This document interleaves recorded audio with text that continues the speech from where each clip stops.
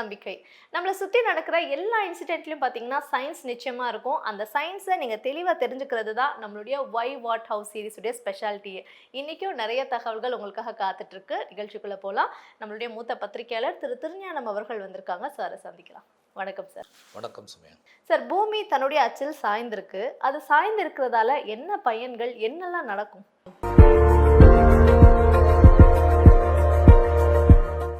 பூமியின் சுழற்சி அச்சு, அதாவது ரொட்டேஷனல் ஆக்சிஸ் 23.5 டிகிரி சாய்ந்து உள்ளது.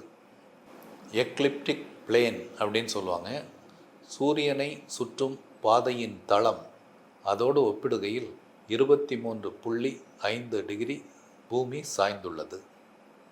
பூமியின் இந்த சாய்வுக்கு என்ன காரணம் என்றால், மிக முக்கியமான காரணமாக சொல்லப்படுவது ஜெயண்ட் இம்பேக்ட்.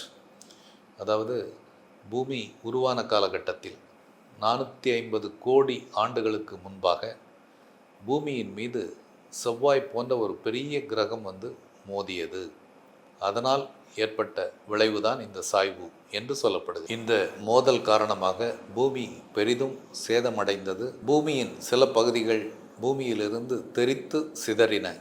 அவற்றில் ஒரு பகுதிதான் நிலவு. எனவே பூமியின் சாய்வும் நிலவின் தோற்றமும் ஒரே நேரத்தில் நடந்தது என்று கூறப்படுகிறது. இந்த 23.5 டிகிரி என்ற சாய்ந்த கோணத்திலேயே பூமி தொடர்ந்து சுற்றி வருகிறது.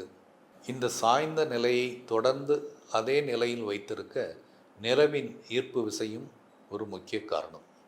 நிலவின் இந்த ஈர்ப்பு விசை இல்லாவிட்டால் பூமியின் சாய்வு மாறிக்கொண்டே இருக்கும். பூமியில் உயிர்கள் வாழத்தகுந்த நிலையும் பெரும் கேள்விக்குள்ளாகி இருக்கும். பூமி இப்படி 23.5 டிகிரி சாய்ந்திருக்கிற ஒரே காரணத்தால் தான் நமக்கு கோடை காலம், குளிர்காலம் போன்ற பருவநிலை மாற்றங்கள் ஏற்படுகின்றன. சாய்வு நிலை இல்லாமல் பூமி நேராக இருந்தால் பூமியில் பருவநிலை மாற்றங்களே இருக்காது. பூமியின் அனைத்து பகுதிகளிலும் எப்போதும் ஒரே வெப்பநிலை தான் நிலவும். பூமியின் பெரும்பாலான இடங்களில் மிக அதிக வெப்பமோ அல்லது மிக அதிக குளிரோ மட்டுமே நிலவும். இது உயிரினங்கள் வாழ்வதற்கு மிகப்பெரிய சவாலாக இருந்திருக்கும்.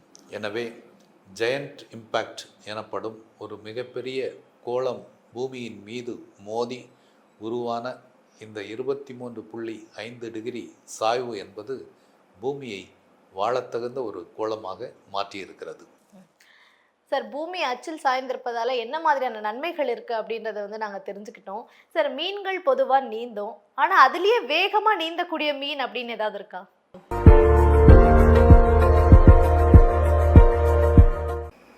உலகில் மிக வேகமாக நீந்தக்கூடிய மீன் என்று பெரும்பாலான ஆய்வுகள் அங்கீகரித்திருப்பது செயில்ஃபிஷ்.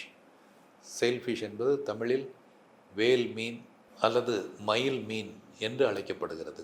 இந்த செயில்ஃபிஷ் நீந்தக்கூடிய அதிகபட்ச வேகம் 111 kilometre per hour, 110 kilometres per hour. இந்த வேகத்தை மிக குறுகிய தூரத்தில் செயில்ஃபிஷ் அடைகிறது. ஒப்பிட்டு சொல்வதானால், நிலத்தில் சிறுத்தை அல்லது சீட்டா அடையக்கூடிய வேகம் மிக வேகமாக 110 கிலோமீட்டர் பெர் ஹவர் அடையும். கிட்டத்தட்ட அதற்கு இணையான வேகத்தில் நீந்தக்கூடியது தான் செயில்ஃபிஷ். இந்த அதிகபட்ச வேகத்தை அடைவதற்கு உதவியாக இந்த செயில்ஃபிஷ்ஷுடைய உடல் அமைப்பு அமைந்திருக்குது. அதிவேக பாய்ச்சலுக்கு உதவும் வகையில் இந்த செயில்ஃபிஷ்ஷினுடைய வால் மற்றும் தசைகள் வலிமையாக அமைந்துள்ளன. இந்த செயில்ஃபிஷ்ஷினுடைய முதுகில் கப்பலின் பாய்மரம் போன்ற ஒரு துடுப்பு இருக்கும். அதனால தான் இந்த பேரே செயில்ஃபிஷ் என்று இந்த மீனுக்கு வந்தது. வேட்டையாடும் போது, வேகமாக செல்லும்போது தேவைப்பட்டால் இந்த துடுப்பை இந்த வேல் மீனால் மடித்து வைத்து கொள்ள முடியும். இந்த மீனின் மூக்கு ஒரு வாள் போல நீண்டு இருக்கும். இது தண்ணீரை கிழித்து கொண்டு வேகமாக நீந்தி செல்ல உதவுகிறது. பொதுவாக இந்த வேல் மீன் குழுக்களாக சென்று எதிரிகளை வேட்டையாடும். செயில்ஃபிஷ் மணிக்கு 110 கிலோமீட்டர் வேகத்தில் நீந்தி செல்கிறது. பிளாக் மார்லின் மணிக்கு 105 கிலோமீட்டர் வேகத்தில் நீந்தி செல்கிறது. இது 2ஆம் இடம் பெறுகிறது. நிலத்தில் அதிவேகமாக ஓடும் சிறுத்தைக்கு இணையாக தண்ணீரில் மின்னல் வேகத்தில் நீந்தி செல்லும் செயில்ஃபிஷ் இயற்கையின் ஓர் அற்புதம். சார், அடுத்த கேள்வி. நம்ம யூஸ் பண்ற இந்த டேட்டா ஓடிடில நம்ம பார்க்குறது. ஸோ இது எல்லாமே வந்து ஆப்டிகல் கேபிள் மூலமா தான் இயங்குது அப்படின்னு சொல்றாங்க. இந்த ஆப்டிகல் கேபிள் இத பத்தி கொஞ்சம் விளக்கமா சொல்லுங்களேன்.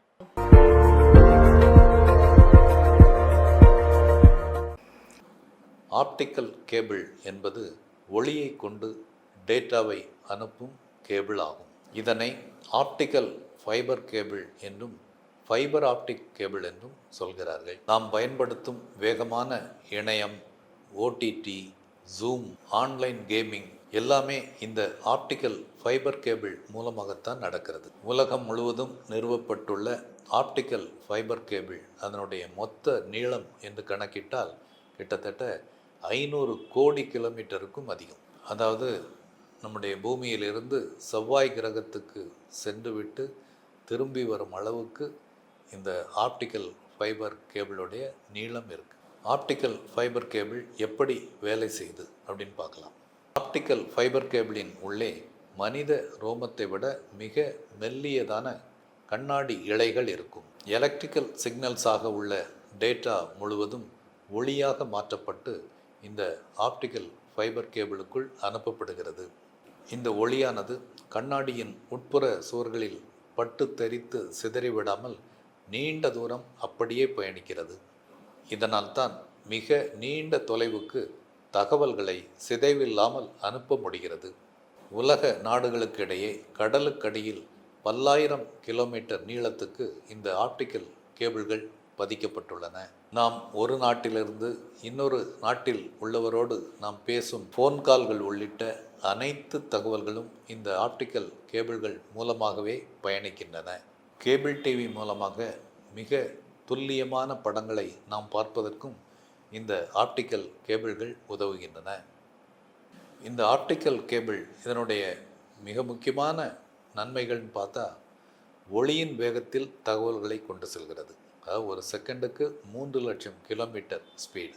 அதே போல் மின்னல் அல்லது மற்ற மின் சாதனங்களால் இதற்கு எந்த தடையும் உருவாக்க முடியாது. நாம் பயன்படுத்தும் அதிவேக இணையம், international phone calls, OTT, online gaming அனைத்துமே ஆப்டிக்கல் கேபிள்ஸ் மூலமாகவே தகவல் பரிமாற்றப்படுகிறது. அப்படின்னு பார்த்தா இப்போ நம்ம நிகழ்ச்சியை யூடியூப்ல பார்த்துட்டு இருக்காங்கல்ல, அது கூட இந்த ஆப்டிக்கல் கேபிள் மூலமா தான் நடக்குது அப்படின்றது வந்து ரொம்ப தெளிவாக எங்களுக்கு புரிஞ்சுது. இன்றைய எபிசோடுமே ரொம்பவே இன்ட்ரெஸ்டிங்காக இருந்தது சார். Thank you so much. நன்றி சுமையா.